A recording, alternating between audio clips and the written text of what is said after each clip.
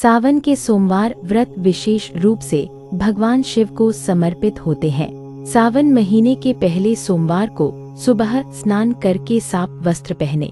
सावन माह में आने वाले सभी सोमवार को व्रत रखना शुभ माना जाता है। भगवान शिव का ध्यान करके व्रत का संकल्प ले। ओम नमः शिवाय का जाप करे और व्रत की मानसिक प्रतिज्ञा करे। सोमवार व्रत की कथा अवश्य सुने या पढ़े। श्रावण सोमवार की कथा के अनुसार अमरपुर नगर में एक धनी व्यापारी रहता था। दूर दूर तक उसका व्यापार फैला हुआ था। नगर में उस व्यापारी का सभी लोग करते थे। इतना सब कुछ होने पर भी वह व्यापारी अंतर्मन से बहुत दुखी था, क्योंकि उस व्यापारी का कोई पुत्र नहीं था।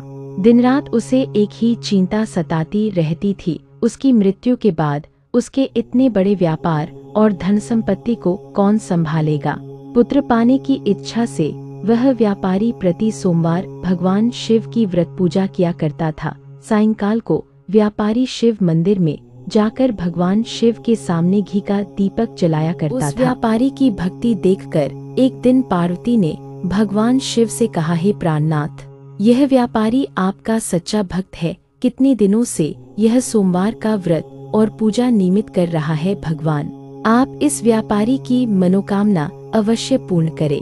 भगवान शिव ने मुस्कुराते हुए कहा, हे पार्वती, इस संसार में सबको उसके कर्म के अनुसार फल की प्राप्ति होती है। प्राणी जैसा कर्म करते हैं उन्हें वैसा ही फल प्राप्त होता है। इसके बावजूद पार्वती जी नहीं मानी। उन्होंने आग्रह करते हुए कहा, नहीं प्राणनाथ, आपको इस व्यापारी की इच्छा पूरी करनी ही पड़ेगी। यह आपका अनन्य भक्त है, प्रति सोमवार आपका विधिवत व्रत रखता है और पूजा अर्चना के बाद आपको भोग लगाकर एक समय भोजन ग्रहण करता है। आपको इसे पुत्र प्राप्ति का वरदान देना ही होगा। पार्वती का इतना आग्रह देखकर भगवान शिव ने कहा, तुम्हारे आग्रह पर मैं इस व्यापारी को पुत्र प्राप्ति का वरदान देता हूँ, लेकिन इसका पुत्र 16 वर्ष से अधिक जीवित नहीं रहेगा। उसी रात भगवान शिव ने स्वप्न में उस व्यापारी को दर्शन देकर उसे पुत्र प्राप्ति का वरदान दिया और उसके पुत्र के 16 वर्ष तक जीवित रहने की बात भी बताई। भगवान के वरदान से व्यापारी को खुशी तो हुई, लेकिन पुत्र की अल्पायु की चिंता ने उस खुशी को नष्ट कर दिया। व्यापारी पहले की तरह सोमवार का विधिवत व्रत करता रहा। कुछ महीने पश्चात उसके घर अति सुंदर पुत्र उत्पन्न हुआ। पुत्र जन्म से व्यापारी के घर में खुशियां भर गईं। बहुत धूमधाम से पुत्र जन्म का समारोह मनाया गया।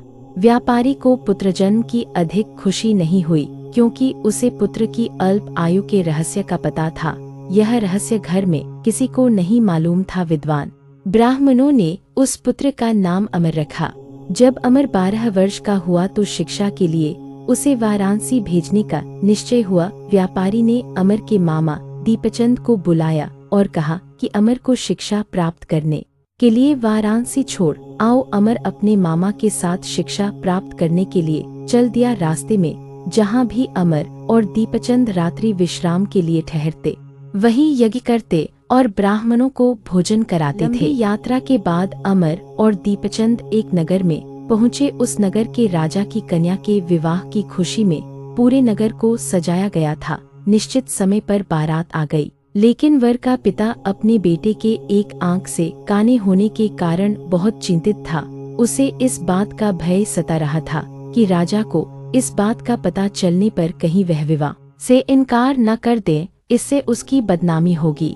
वर के पिता ने अमर को देखा तो उसके मस्तिष्क में एक विचार आया। उसने सोचा, क्यों न इस लड़के को दूल्हा बनाकर राजकुमारी से विवाह करा दूं। विवाह के बाद इसको धन देकर विदा कर दूंगा और राजकुमारी को अपने नगर में ले जाऊंगा। पिता ने इसी संबंध में अमर और दीपचंद से बात की। दीपचंद ने धन मिलने के लालच में वर के पिता की बात स्वीकार कर ली। अमर को दूल्हे के वस्त्र पहनाकर राजकुमारी चंद्रिका से विवाह करा दिया गया। राजा ने बहुत सा धन देकर राजकुमारी को विदा किया। अमर जब लौट रहा था तो सच नहीं छिपा सका और उसने राजकुमारी की ओढ़नी पर लिख दिया, राजकुमारी चंद्रिका, तुम्हारा विवाह तो मेरे साथ हुआ था।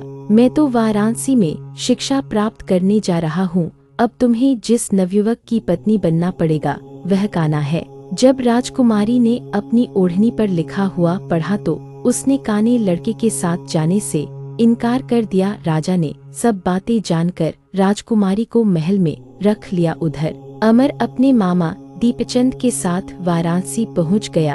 अमर ने गुरुकुल में पढ़ना शुरू कर दिया। अमर की आयु 16 वर्ष पूरी हुई तो उसने एक यज्ञ किया। यज्ञ की समाप्ति पर ब्राह्मणों को भोजन कराया और खूब अन्न वस्त्र दान किए। रात को अमर अपने शयन कक्ष में सो गया। शिव के वरदान के अनुसार शयनावस्था में ही अमर के प्राण खेरू उड़ गए। सूर्योदय पर मामा अमर को मृत देखकर रोने पीटने लगा। आसपास के लोग भी एकत्र होकर दुख प्रकट करने लगे। मामा के रोने विलाप करने के स्वर समीप से गुजरते हुए भगवान शिव और माता पार्वती ने भी सुने। पार्वती जी ने भगवान से कहा, प्राणनाथ, मुझसे इसके रोने के स्वर सहन नहीं हो रहे, आप इस व्यक्ति के कष्ट अवश्य दूर करें। भगवान शिव ने पार्वती जी के साथ अदृश्य रूप में समीप जाकर अमर को देखा तो पार्वती जी से बोले, पार्वती, यह तो उसी व्यापारी का पुत्र है। मैंने इसे 16 वर्ष की आयु का वरदान दिया था, इसकी आयु तो पूरी हो गई। जी ने फिर भगवान शिव से निवेदन किया, हे प्राणनाथ,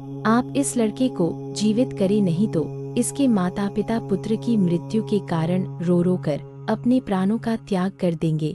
इस लड़के का पिता तो आपका परम भक्त है, वर्षों से सोमवार का व्रत करते हुए आपको भोग लगा रहा है।